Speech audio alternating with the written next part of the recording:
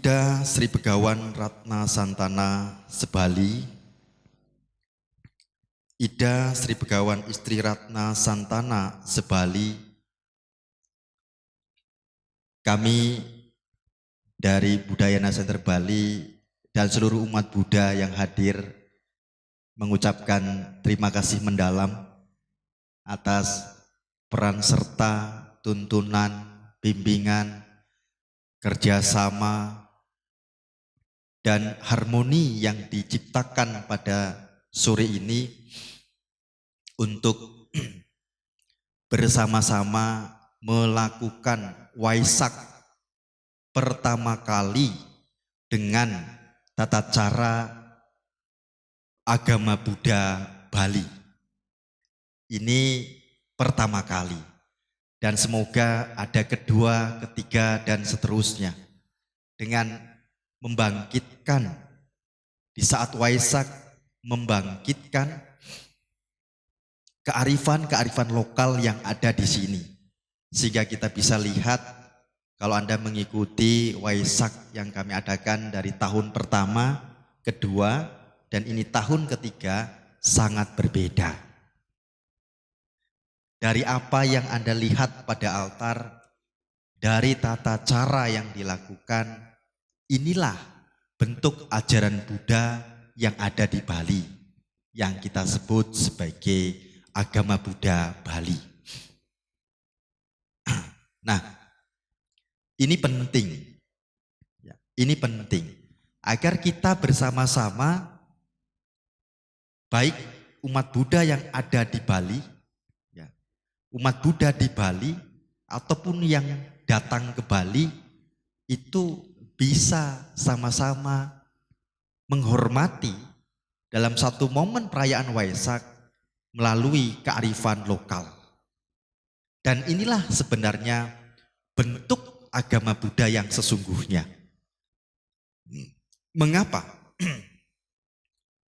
Buddha mengizinkan Dhamma itu dipelajari dengan bahasa masing-masing. Sehingga kita bisa lihat bentuk agama Buddha itu berbeda-beda. Di India berbeda dengan Sri Lanka. Sri Lanka berbeda dengan Thailand.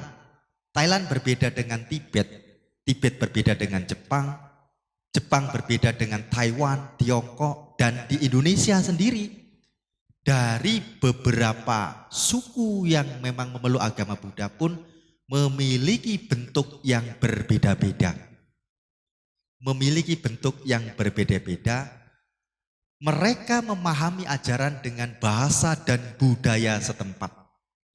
Sehingga tentu ajaran Buddha akan lebih mudah dipahami, akan lebih mudah untuk dihayati. Nah, ini hal yang sangat penting untuk kita sebagai generasi di Indonesia mewujudkan keharmonisan seperti yang dipesankan oleh Sangga Agung Indonesia. Karena keharmonisan dan kepedulian terhadap kearifan lokal itu bukan mengharap dari orang di luar diri kita, tetapi mulai dari kita. Siapapun yang ada di Bali tentunya, siapapun yang ada di Bali, ia tidak perlu membawa budaya-budaya dari luar. Karena di Bali sudah cukup dengan budaya yang luhur, budaya yang luar biasa, yang harus kita lestarikan bersama. Nah, tentu tahun-tahun berikutnya inilah yang kami harapkan dan kami memohon terus tuntunan dari IDE akan hal ini untuk terus mengevaluasi sehingga umat Buddha yang ada di Bali, ya baik yang suku Bali, Tionghoa Bali, atau pendatang seperti saya ini kan pendatang dari Jawa, gitu. Dari Lombok, itu dari Lombok, dari Bandung, ini dari Bandung. Tapi terlihat sama sekarang ini di sini. Terlihat sama semua sebagai orang Bali. Sebagai orang Bali yang beragama Buddha. Gitu. Sebagai orang Bali yang meyakini ajaran Buddha. Ini hal yang patut dan terus kita harus lestarikan bersama. Dan itu dimulai dari diri kita masing-masing. Maka saya tidak menyuruh siapapun untuk melakukan ini. Ketika saya diminta untuk mengembangkan di Bali, saya mencari bentuk agama Buddha di Bali seperti apa. Saya ketemu dengan tokoh-tokoh yang ada di Bali, saya diskusi apa yang harus saya lakukan untuk menggiatkan ajaran Buddha yang ada di Bali dengan kearifan lokal yang ada di Bali. Karena kalau saya yang bawa nanti bentuknya adalah bentuk budaya Jawa yang sekarang gitu. Atau karena belajar dari Thailand, dari Myanmar yang dibawa dari Myanmar dan Thailand bentuk-bentuk agama Buddhanya. Malah hilang identitas kita sebagai orang Indonesia, terutama sebagai orang yang ada di Bali.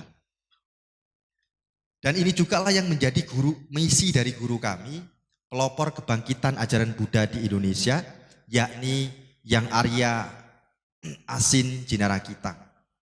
Dengan satu semangat yakni Budayana. Budayana itu artinya menuju pembebasan. Menuju pembebasan. Yakni ajaran Buddha asali bukan asli. Asali itu yang mula. Dengan melihat keragaman dan metode itu memiliki satu esensi. Yakni pembebasan. Dan saya melihat itu ada di Bali. Dengan bentuk budaya dan bahasa yang ada di Bali, saya melihat ada ajaran Buddha di sana. Ada ajaran Buddha di sana. Dengan keragaman budaya dan metode dalam memahami Dharma. Sehingga tidak perlu saya membawa budaya-budaya dari luar. Budaya-budaya dari yang Jawa yang sekarang, apalagi dari Thailand, Myanmar, enggak perlu lagi. Sri Lanka enggak perlu lagi. Saya datang membawa ajaran Buddha ke sini pasti ketemunya sama. Ketika ajaran Buddha yang dibawa ketemunya sama. Berbicaranya ya berlindung pada Buddha Dhamma Sangha. Yang diyakini Buddha Dhamma dan Sangha. Yang dituju pembebasan dari kelekatan. Dan bebas dari kelahiran samsara. Yang dituju juga sama. Hanya kembali budaya dan bahasa yang berbeda. Ini menjadi titik awal di Waisak ini yang tentu berharap ini akan terus digulirkan setiap tahun dalam perayaan-perayaan Waisak yang memang ini menjadi momen-momen sukacita tidak hanya di nasional tetapi di internasional. Di internasional. Sehingga orang tahu, oh ada Candi Pegulingan yang ternyata di sini tersimpan ajaran Buddha. Yang gak beda dengan Borobudur, Panca Tathagata.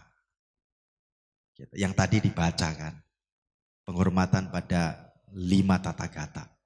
Dibacakan bersama. Nah, kita melihat ajaran Buddha ada di sini. Esensi tadi dalam Yeti Mantra cukup jelas. Esensi ajaran Buddha dalam Yeti Mantra tadi, dalam Triratna tadi di awal, itu cukup jelas. Esensi ajaran Buddha disebutkan di sana. Apapun yang muncul itu akan lenyap. Ini esensi ajaran Buddha. Ajaran Buddha. Itu esensi. Jadi kita melihat ini ajaran Buddha ada di sini. Nah, kembali itu semua dimulai dari diri kita. Mari kita mulai untuk menambah pengetahuan. Untuk bisa harmonis dan mampu menerima keragaman kearifan lokal secara konteks seperti ini, batin kita ini harus bebas dulu dari ego, dari sektarian, batin yang terkungkung, melekat dengan pandangan, ini loh yang benar, yang itu salah. Pokok kalau nggak begini tidak mau. Tidak seperti itu. Tapi kita membangkitkan pandangan yakni non-sektarian. Bahwa kita melihat adanya keragaman budaya dan metode. Tapi kita melihat di situ ada ajaran Buddha. Ada inklusivisme. Melihat adanya ajaran Buddha. Sehingga muncul pandangan pluralisme. Menghormati keragaman budaya dan metode yang ada. Sehingga mampu menerima keragaman ini dengan baik. Universalisme. Universalisme. Yang dikokohkan dalam keyakinan terhadap Adi Buddha di Indonesia. 5 nilai-nilai ya, pandangan dalam menuju pembebasan ini yang diusung oleh Yang Arya Asin Jinarang kita menjadi dasar penting untuk memahami ajaran Buddha di Indonesia. Sehingga keharmonisan akan tumbuh dalam batin kita. Kalau batin kita ini masih sektarian, ya duduk dengan yang berbeda saja, dengan beliau warna merah, saya coklat, tidak mau. Ini warna merah kok, saya bukan, tidak mau, saya maunya yang nggak warna merah. Atau beliau nggak mau duduk dengan saya, ini warnanya beda, nggak mau. Itu sektarian. Atau minum, ini adanya, ini nggak promo lah ya, Cleo adanya gitu. Nggak promosi ini, kebetulan minumnya ini gitu. Kalau nggak merek Cleo nggak mau minum, nggak mau, akan menderita sendiri. Kalau adanya bukan Cleo, maka batinnya itu sektarian dengan minuman, sektarian dengan baju, warna baju, apalagi dengan budaya. Oh, bicaranya beda dengan saya, nggak mau berteman, nggak mau. Itu sektarian, dan itulah yang menyebabkan konflik. Maka kalau diri kita masih sektarian, ego yang tinggi, merasa benar, merasa paling benar. Kalau enggak begini pokoknya tidak. Nah, di mana-mana orang tersebut akan konflik. Dengan diri sendiri tidak bahagia, dengan pasangan tidak bahagia kalau punya pasangan, kalau saya tidak punya ya. Dengan keluarga akan tidak bahagia. Dengan masyarakat tidak bahagia. Kemana-mana dia tidak bahagia. Penuh kecurigaan, ketika beda penuh kecurigaan. Jangan-jangan. Terus seperti itu. Batin yang begini gak bahagia. Kebenciannya terus dikembangkan. Keserakahannya terhadap pandangan terus dikembangkan. Ini kebodohan batin. Kebodohan batin. Seorang umat Buddha yang paham tentang ajaran Buddha tidak akan terjebak dalam pemahaman sektarian seperti ini. Maka kita seperti apa dan bagaimanapun, di sini adanya apa dan bagaimana, ya yuk kita ikuti untuk merayakan Waisak bersama. Tidak perlu lagi melihat apa yang beda ya. Secara konteks di sini dengan kearifan lokal sini gitu, dengan kearifan lokal sini tentunya. Dan yang kita lakukan itu sama-sama menghormat pada Buddha, pada penghormatan 3 momen penting. Kelahiran, pencapaian, dan mahaparinibbana sama kok. Buddhanya ya yang dihormati saat ini Sakyamuni sama kok. Gitu. Sama kok. Gitu. Nah ini hal yang penting. Maka ketika saya kemudian melakukan hal ini, saya ditanya, lu Bante kan Theravada dari mana? Jubahnya, masa jubah identik dengan Theravada? Dari mana Theravada? Ini jubah biku yang dikenakan oleh para biku di zaman Buddha. Warna yang digunakan ini warna yang digunakan Sanggaraja Thailand. Kalau ini tradisi biku dari Myanmar yang digunakan, jubahnya sama bentuknya.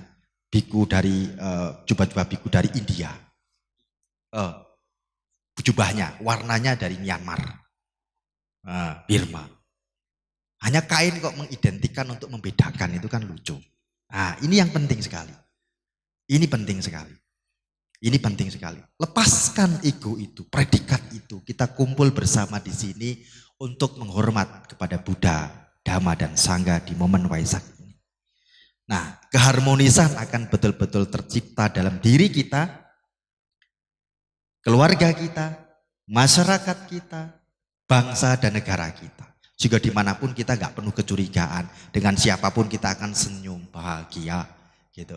Kalau ada hal-hal yang membuat kita tidak bahagia, ditinggalkan saja. Kalau kita nggak mampu menghadapi, tinggalkan, selesai gitu. Nah ini hal-hal yang penting yang kita harus pahami di momen Waisak ini. Maka di momen ini saya atas nama Sangha Agung Indonesia mengajak mari untuk menumbuhkan keharmonisan dalam diri dan menumbuhkan kearifan-kearifan lokal yang menjadi sarana dalam memahami ajaran Buddha yang ada di Bali. Dan semoga pengetahuan ini akan menjadi suplemen batin kita agar senantiasa hidup bahagia, damai, harmonis hingga mencapai nibbana.